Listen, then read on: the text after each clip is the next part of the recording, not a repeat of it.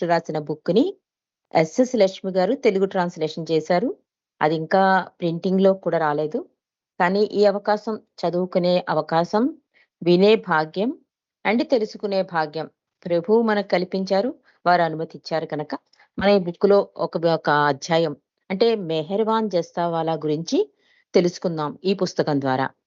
అంతకుముందు ప్రతి పుస్తకానికి కూడా ముందు మెహర్ బాబా గురించి రాస్తారు కనుక, కొన్ని మాటలు మెహర్ బాబా గురించి తెలుసుకొని, ఆ తర్వాత మెహర్‌వాన్ జస్తావాలా యొక్క జీవిత చరిత్రను మనం చదువుకుందాం.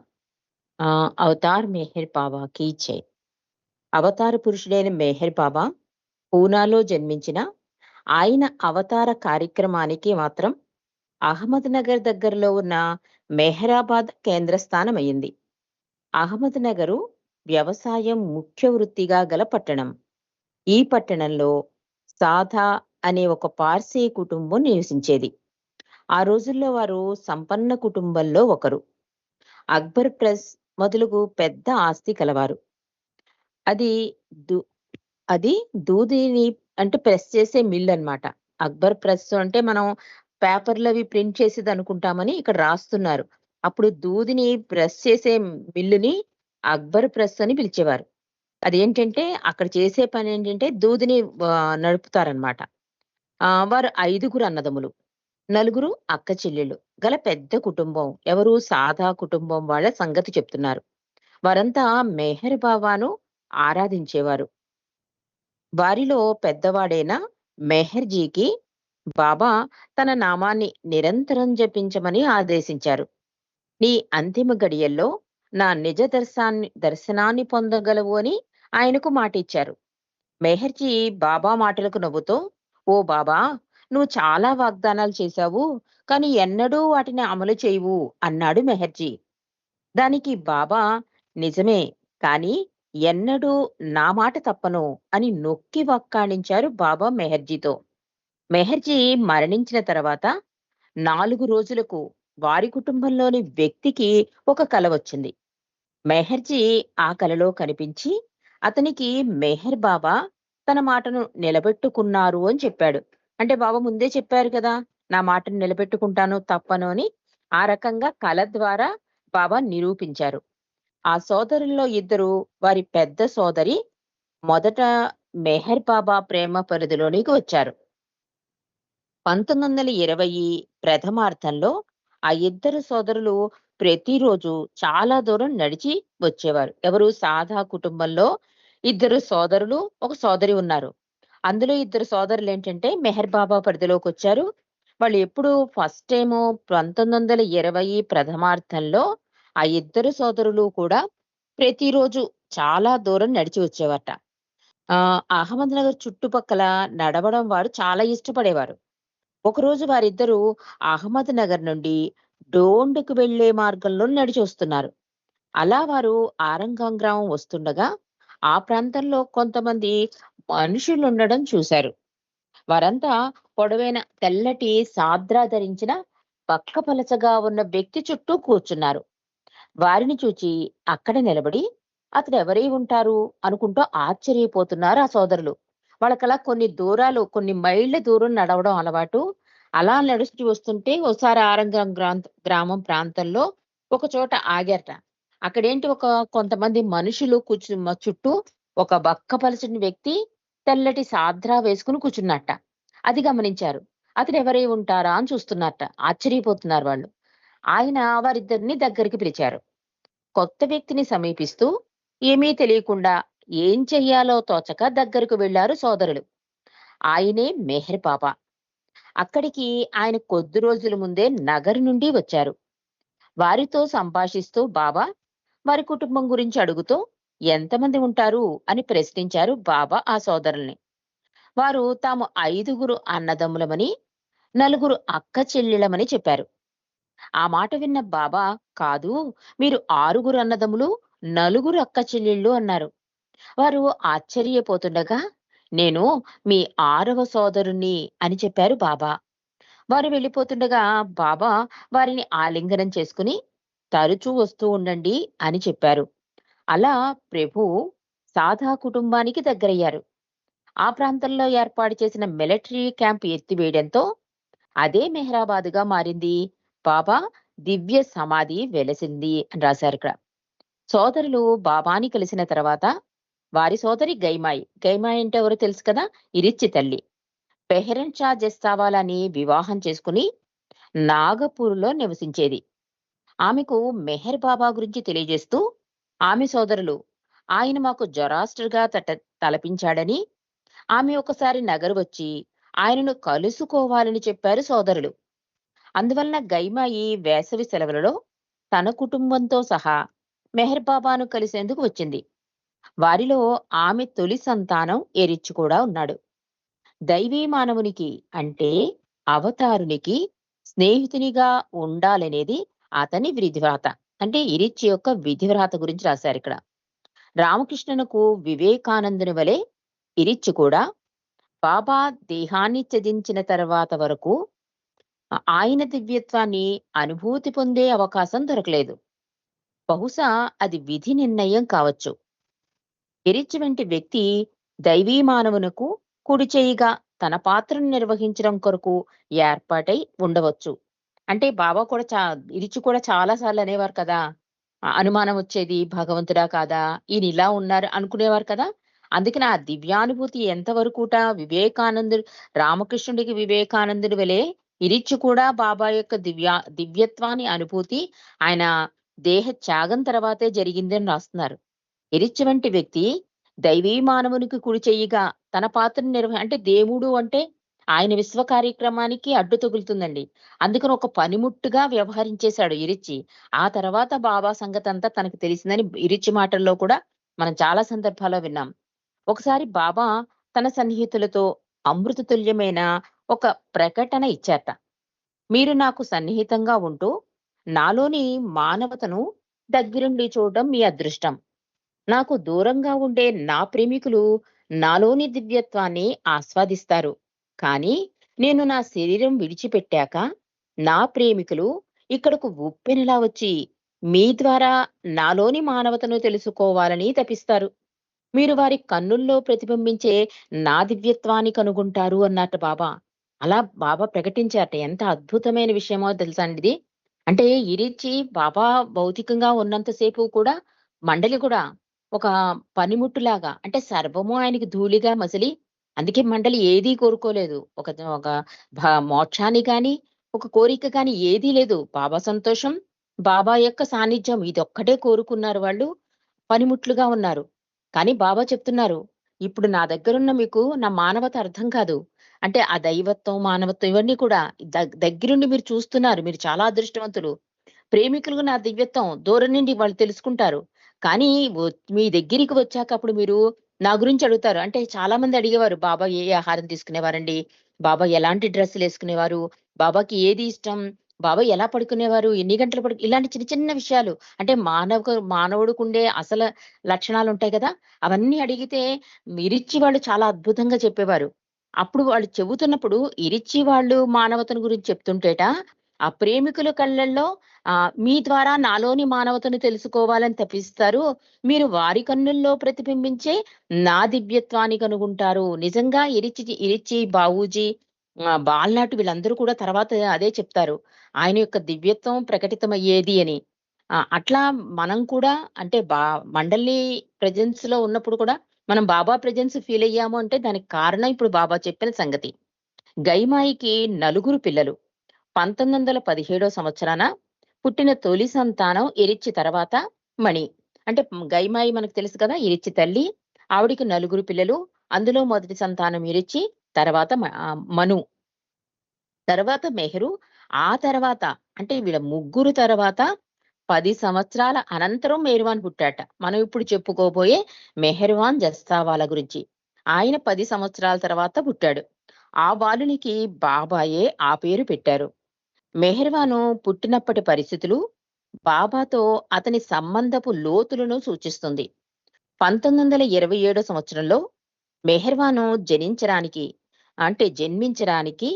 2, 3 సంవత్సరాల ముందు ఆ కుటుంబం మెహరాబాద్‌లో ఉన్న మెహర్ బాబాని దర్శించడానికి అక్బర్ ప్రెస్ నుండి వెళ్ళడం జరిగింది.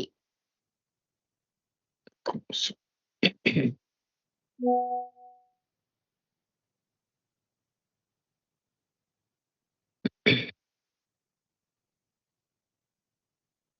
అలా ఒకసారి వారు వచ్చినప్పుడు బాబా వారిని నాగపూర్ తిరిగి వెళ్ళేటప్పుడు పూనా మీదుగా వెళ్లి, పూనాలో ఉన్న బాబాజాన్ని దర్శించి వెళ్ళమన్నారు.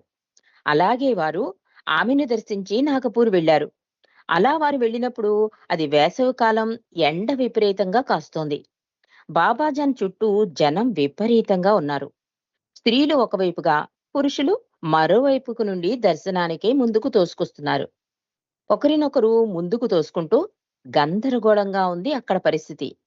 బాబాజాన్ చేతిలో ఒక కొబ్బరికాయ ఉంది. ఆవిడ దానిని ఎవరికో ఒకరికి ఇవ్వాలని చూస్తోంది. ఒక సద్గురువు చేతి నుండి కొబ్బరికాయని అందుకోవడం అత్యంత శుభప్రదంగా నమ్ముతారక్కడ. అందువలన స్త్రీలందరూ బాబాజానికి చేరువుగా వెళ్ళాలని ప్రయత్నిస్తున్నారు.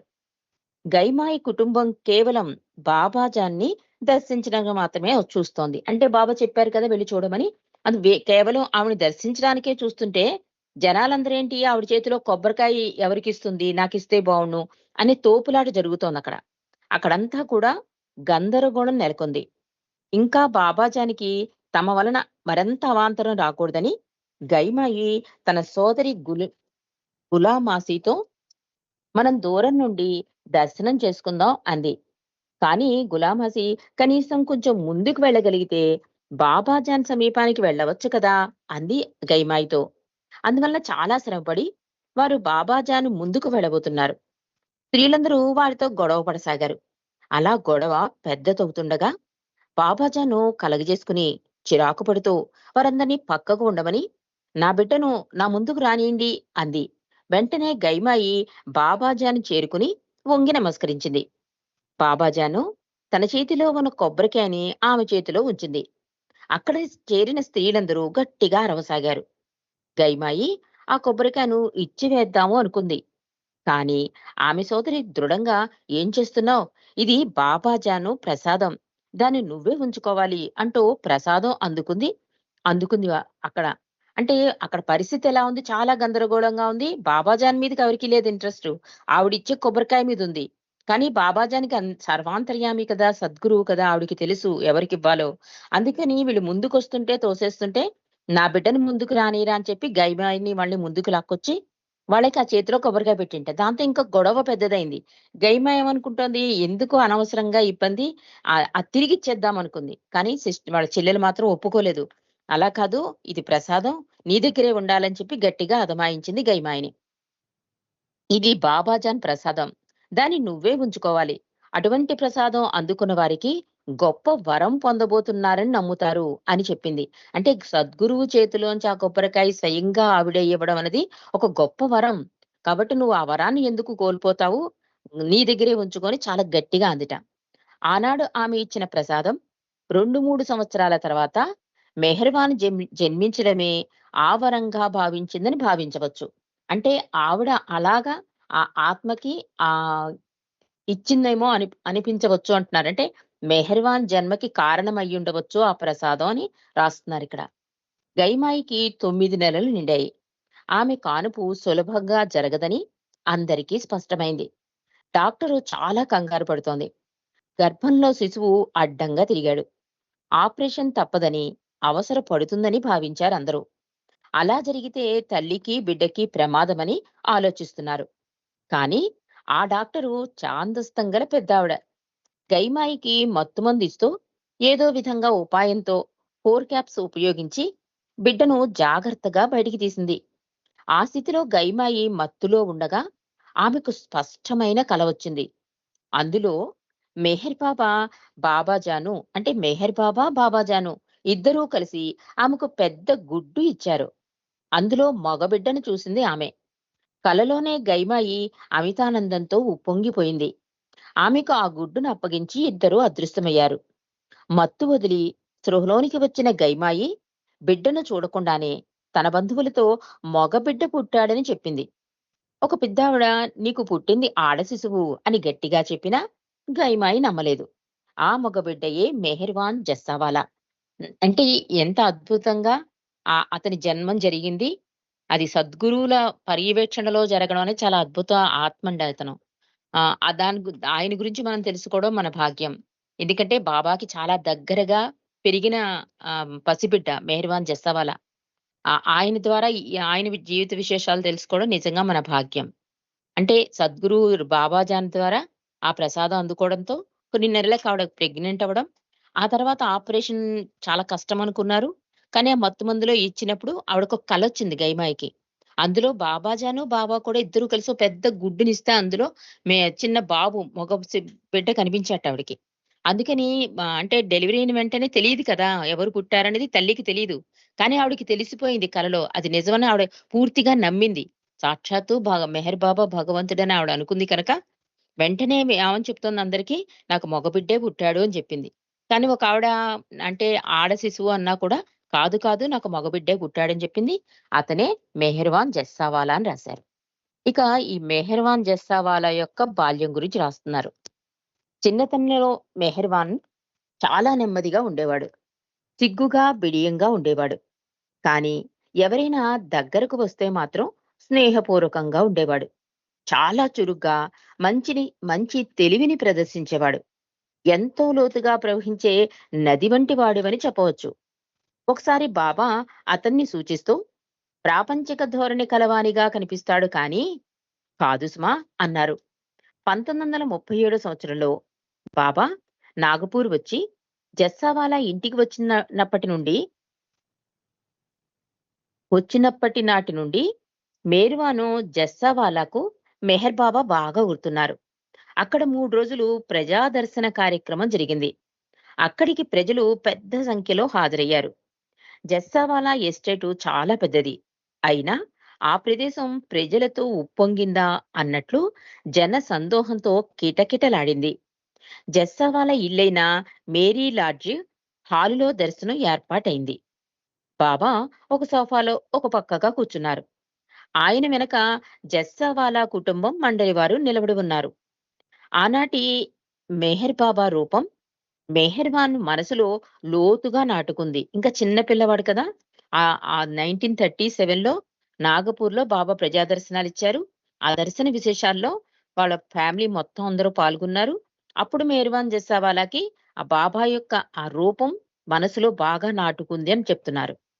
బాబా ఒక సోఫాలో పక్కగా కూర్చున్నారు. వెనక మండలి, జస్సావాలా ఫ్యామిలీ ఉన్నారు. ఆనాటి మెహర్ బాబా రూపం మెహర్‌వాన్ మనసులో లోతుగా నాటుకుంది. ఆయన శిరోజాల వెనక వీపుపై పరుచుకున్నాయి. ఎంతో సుందరంగా, ప్రకాశంతో వెలిగిపోతున్నారు బాబా. అంత చిన్న వయసులోనే బాబా శ్రీకృష్ణుడని, తిరిగి వచ్చాడని అతని మనసులో స్థిరంగా నాటుకుంది. ఆ రోజులలో మేరువాంచే కృష్ణాజీ అని పిలిపించుకోవడం బాబాకి చాలా ఇష్టంగా ఉండేది. పదే పదే బాబా అతనిచే అలా పిలిపించుకునేవారు. అంత చిన్న వయసులో బాబాని భగవంతుడు అవతారుడని తెలిసిపోయింది చూడండి. అంటే బాబాని కృష్ణాజీ అని పిలిచేవారట. బాబా కూడా ఆ పిలుపు చాలా నచ్చి పదే పదే ఆ పిలుపు పిలవమనేవారట. మేర్వాన్ జస్సవాలని. ఒకసారి బాబా దర్శనం ఇస్తారని చెప్పడం జరిగింది. వారి కుటుంబ సభ్యులు మరికొంతమంది స్నేహితులు మాత్రమే సమావేశానికొచ్చారు.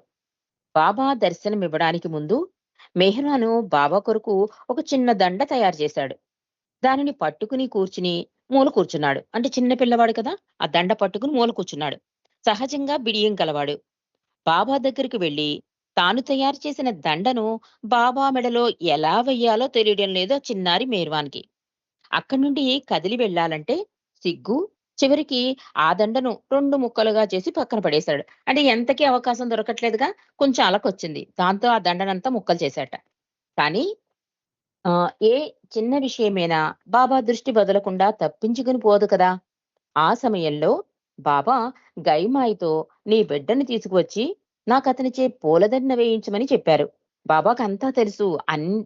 ఎక్కడ ఏం జరిగినా ఆయనకన్నీ తెలిసిపోతుంది కనుక, ఆ చిన్న చర్య ఆయన గమనించేశారు.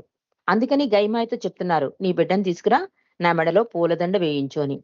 మేర్వాను తాను పాడు చేసిన పూలదండతో వచ్చాడు. బాబాయే అతనికి ఆ దండను అతికించడంలో సాయం చేశారు. బాబా మేర్వాన్‌కు సులభంగా అందేలా ముందుకు వంగి, అతనిచే మెడలో దండ వేయించుకున్నారు. అప్పుడతనికి ఆప్యాయంగా తన ఆలింగ భాగ్యాన్నిచ్చారు.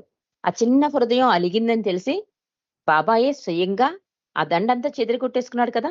బాబా దగ్గరుండి సరిచేయించి, ఆయన వంగి ఆ చిన్న చేతులతో బావ తన మెడలో దండ వేయించుకున్నారట. అంతే కాకుండా అద్భుతమైన ఆలింగ భాగ్యాన్ని కూడా ఇచ్చారు. ఆ చిన్నారి మేర్వాన్ జస్సావాలాకి. దైవీ మానవుని లీలలు అమోఘంగాను, ఆశ్చర్యంగాను ఉంటాయి. ప్రతి ప్రేమికుని జీవితంలో మధుర స్మృతులను అందంగా కూర్పు చేస్తారు. ఆయనతో వారి సంబంధాన్ని పటిష్టం చేస్తూనే తన లీలలను ప్రదర్శించడం ఆ లీలా వినోదునికి సహజమైన విద్య. అటువంటి అద్భుత క్షణాల్లో తన ప్రేమికుని హృదయంలో ఉంటూ అతని హృదయానికి వేదన కలిగిస్తూ అతనితో అజ్ఞానమనే తెరను తొలగించడానికి సిద్ధం చేస్తూ ఉంటాడు పరమాత్మ. ఆయన దివ్యమైన మానవతను ప్రదర్శిస్తాడు. సహజంగా ప్రేమికుని స్థాయికి దిగి ఉపశమింపజేసే ఆలింగనం యొక్క సంతృప్తినిచ్చి ఆ సంఘటనకు ముగింపునిస్తారు. చాలా అద్భుతంగా రాశారండి. అంటే అంతలోనే అలక. ఆ ప్రేమకి వాల్యూ, ఆ విలువ తండ్రికి తెలిసిపోతుంది. అందువలన ఆ ప్రేమకు కొంత అలక చేర్చి, వాళ్ళు కొంచెం హర్ట్ అయ్యే టైంకి మళ్ళీ ఒక చక్కటి అద్భుతమైన చర్య చేసి, ఆఖరి వాళ్ళు సంతృప్తి పడేలా ఆలింగనం ఇవ్వడం. ఇదంతా ఒక దివ్య లీలా క్రీడ. ఆయనకెంతో ఆనందం. ప్రేమికునికి కూడా అది ఒక అద్భుత సంఘటన అవుతుందని, అలా ప్రతి సంఘటన కొన్ని కొన్ని సంఘటనలు ప్రేమికుల హృదయాలలో చిరస్థాయిగా ఉండిపోవడానికి ఇంత చక్కటి ముగింపు ఇస్తాడు.